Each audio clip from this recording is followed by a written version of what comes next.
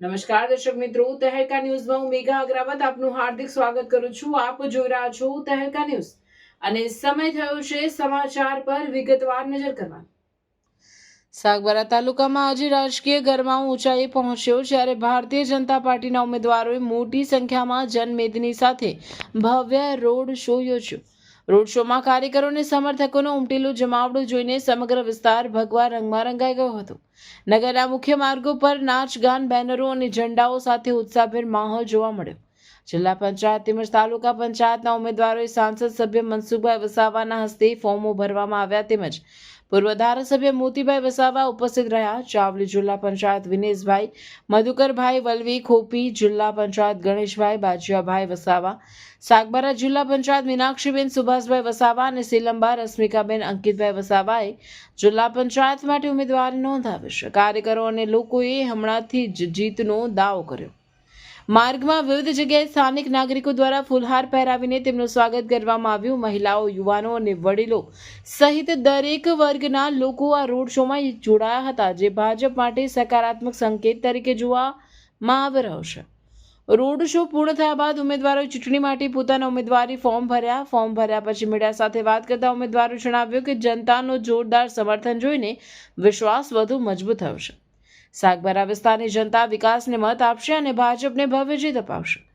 ભાજપના સ્થાનિક નેતાઓએ પણ દાવો કર્યો કે છેલ્લા કેટલાક વર્ષોમાં વિસ્તારમાં થયેલા વિકાસ કાર્યોને ધ્યાનમાં રાખીને લોકો ફરીથી ભાજપ પર વિશ્વાસ મૂકશે। રસ્તાઓ, પીવાના પાણી, વીજ પુરવઠા અને વિવિધ સરકારી યોજનાઓના લાભને તેઓ પોતાની સિદ્ધિ તરીકે રજૂ કર્યા। આ તરફ વિરોધ પક્ષો દ્વારા પણ ભાજપના આ રોડ શોને માત્ર શક્તિ પ્રદર્શન ગણાવીને જનતાના મુદ્દાઓથી ધ્યાન ભટકાવવાનો પ્રયાસ ગણાવ્યો છે। તેમ છતાં આજના રોડ શોમાં દેખાયેલી ભીડે ચૂંટણીના માહોલને વધુ ગરમાવી દીધો છે। સાગબારામાં આગામી ચૂંટણીને લઈને રાજકીય સ્પર્ધા હવે રસપ્રદ બની ગઈ છે। એક તરફ ભાજપ પોતાના વિકાસના એજન્ડા સાથે મેદાનમાં છે, તો બીજી તરફ વિરોધ પક્ષો પણ પોતાની વ્યૂહરચના મજબૂત બનાવી રહ્યા છે। હવે આવનાર દિવસોમાં પ્રચાર વધુ તેજ બનશે અને મતદારો કઈ દિશામાં નિર્ણય લેશે તે જોવું રસપ્રદ રહેશે। સાગબારા ખાતે થયેલો આ ભવ્ય રોડ શો ભાજપ માટે આત્મવિશ્વાસ વધારતો સાબિત થયો છે અને ઉમેદવારો જીતનો દાવો કરી રહ્યા છે। હવે આખું ધ્યાન મતદારોના અંતિમ નિર્ણય પર કેન્દ્રિત થયું છે। રિપોર્ટર નાયક પંકજ, સાગબારા, જિલ્લો નર્મદા। આજે ખેડૂતો માટે પણ ખાતામાં સીધા 6000 વર્ષમાં જમા થાય ને આપત્તિ વેળાએ પણ, અતિવૃષ્ટિ વેળાએ પણ રાજ્ય સરકાર ને ભારત સરકાર ખેડૂતોને મદદરૂપ થાય છે। જે નુકસાન થયું હોય એ સર્વે કરીને તાત્કાલિક એ ખેડૂતોના ખાતામાં જમા કરાય છે। આ વખતે પણ અતિવૃષ્ટિના કારણે સાગબારા તાલુકામાં અને ડેડિયાપાડા તાલુકામાં ખૂબ કરોડો રૂપિયાની રકમ આપણા ખેડૂતોને મળી છે। આજે જંગલની જમીનના પ્રશ્ન હોય કે પછી ખેડૂતોના સિંચાઈને લગતા પ્રશ્નો હોય, આ બધા જ પ્રશ્નો જે છે આદિવાસીને સાચા અર્થમાં વિકાસના માર્ગે લઈ જનારી અનેક પ્રકારની યોજના આપણે આદિવાસી વિસ્તારમાં ચાલી રહી છે। શિક્ષણના ક્ષેત્રે પણ તમે જો આ સાગબારા અને ડેડિયાપાડામાં કોલેજો આવી છે, સારામાં સારી સ્કૂલો આવી છે, આદર્શ નિવાસી શાળાઓ, એકલવ્ય મોડેલ સ્કૂલો કે જે કઈ રીતના આદિવાસીઓનો વિકાસ કરી શકાય એ રીતના શિક્ષણ પણ ખૂબ સુંદર રીતના આપણને એનો લાભ મળી રહ્યો છે। નર્મદા જિલ્લામાં આપણા છોકરા ડોક્ટર બને, એન્જિનિયર બને, એના માટે ભારતીય જનતા પાર્ટીની સરકારમાં અમે મેડિકલ કોલેજ લાયા છે। આપણા રાજપીપળાના ધારાસભ્ય ડોક્ટર દર્શનાબેન દેશમુખ એ સ્વર્ગસ્થ ચંદુભાઈની દીકરી છે। એમણે એવા પ્રયત્નો કર્યા કે મારી જેમ બીજા પણ મારા ભાઈ બહેનો ડોક્ટર બને, એટલે એમની સાથે મળીને નર્મદા જિલ્લામાં રાજપીપળામાં મેડિકલ કોલેજ લયા છે ને આપણા આદિવાસી બાળકો એન્જિનિયર બને, એટલે દર્શનાબેનની સાથે રહી અમે સરકારમાં રજૂઆત કરીને એન્જિનિયરિંગ કોલેજ પણ લાયા છે। આજે મારે ગૌરવ સાથે કહેવાનો ભારતના પ્રધાનમંત્રી અને ગુજરાતના મુખ્યમંત્રીનો આભાર માનવો પડે કે બિરસા મુંડા ટ્રાઇબલ યુનિવર્સિટી અમે રાજપીપળામાં લાયા છે। આ ભારતીય જનતા પાર્ટીની સરકારની દેન છે। આ ટ્રાઇબલ યુનિવર્સિટીમાં પણ ઉચ્ચ કક્ષાના અભ્યાસક્રમો ચાલી રહ્યા છે। આમ ગણવા જોઈએ તો ઘણો બધો વિકાસના કામો કર્યા છે, પણ આ તાલુકા પંચાયતની જિલ્લા પંચાયતની ચૂંટણીમાં આપ સૌને અપીલ કરું છું કે પેલા ખોટા લોકોની વાતમાં આવશો નહીં. આમ આદમી પાર્ટી કે કોંગ્રેસનું આજે અસ્તિત્વ નથી. ગણ્યા ક્યાંઠા લોકો છે, પણ અબબ લોકોને ગેરમાર્ગે દોરે છે. હવે અબબ કરનારે સત્તામાં લવાય ભાઈ? સત્તામાં બેસીને તમે અબબ જ કરવાના ને. આજે અમે સંસ્કારની વાતો કરીએ છીએ. આજે સારું છોકરા સારું ભણે, સારા ખેતી કરે, આદિવાસી, એની વાત કરીએ છીએ. અને ભારતીય જનતા પાર્ટી એક સિદ્ધાંતવાળી પાર્ટી છે, સંસ્કારને વરેલી પાર્ટી. અને એની રાજ્ય સરકાર અને મોદીની સરકાર કેન્દ્રમાં કેટલું બધું સુંદર પ્રકારનું કાર્ય કરી રહી છે. આજે અનેક નાના મોટા પ્રશ્નો હોય એ આપણે ઉકેલી રહ્યા છે.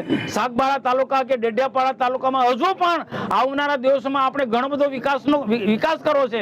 ખેડૂતોને સિંચાઈના પ્રોજેક્ટો પણ અમે લાવી રહ્યા છે. અહીંયા થોડા દિવસ પહેલા જ આપણા જળ સંપત્તિ મંત્રી ઈશ્વરભાઈ પટેલ અહીંયા હતા. મોતીભાઈ ને અહીંયા વિસ્તારના આગેવાનો એ બધું લોકેશન જોયું છે કે ક્યાંથી તાપીનું પાણી લીપ કરીને સાગબારા તાલુકાને સિંચાઈનું પાણી આપી શકાય, ડેડિયાપાડા તાલુકાને ગંગાપુર ડેમનું પાણી કઈ રીતના સિંચાઈનું આપી શકાય. એના માટે ઈશ્વરભાઈ પટેલ જે અંકલેશ્વરના ધારાસભ્ય છે ને રાજ્ય સરકારના જળ સંપત્તિ મંત્રી છે, તો મોતીભાઈ સાથે આખી ટીમ સાથે મળીને ડેડિયાપાડા તાલુકાને પણ સિંચાઈનું પાણી મળે એ માટે સતત પ્રયત્ન કરે. અમે હવામાં કે લોકોને ગેરમાર્ગે દોરવાની વાતો નથી કરતા, પણ આ વાત તાલુકા પંચાયતમાં તમારે જેવું પડશે. પ્રધાનમંત્રી આવાસ હોય, વૃદ્ધા પેન્શન હોય, વિધવા પેન્શન હોય કે આવી અનેક પ્રકારની ગરીબ કલ્યાણકારી યોજના આપણી ભારતીય જનતા પાર્ટીની સરકારમાં ચાલે છે. હજુ પણ ગામડાને રોડ રસ્તાથી માંડીને પીવાના પાણીને લગતા પ્રશ્નો હશે, આવાસને લગતા પ્રશ્નો હશે, જે પણ કોઈ પ્રશ્ન હશે, પણ એ પ્રશ્નો કોણ ઉકેલશે? ભારતીય જનતા પાર્ટી ઉકેલશે. કેમ? એટલા માટે મેં વિશ્વાસ આપે છે કે કેન્દ્રમાં ભાજપની સરકાર છે અને રાજ્યમાં પણ ભાજપની સરકાર છે. તો તાલુકા પંચાયત અને જિલ્લા પંચાયત પણ ભાજપની આવી જોઈએ. તો નીચેથી ઉપર સુધી આપણે એક કડી મળેલી હશે તો આપણા વિકાસના કામો ખૂબ સરળતાથી થવાના છે. હું આજના પ્રસંગે આપણા આદરણીય નેતા મોતીભાઈસિંહને પણ કહું કે આપણે બે શબ્દ આપણને સંબોધે.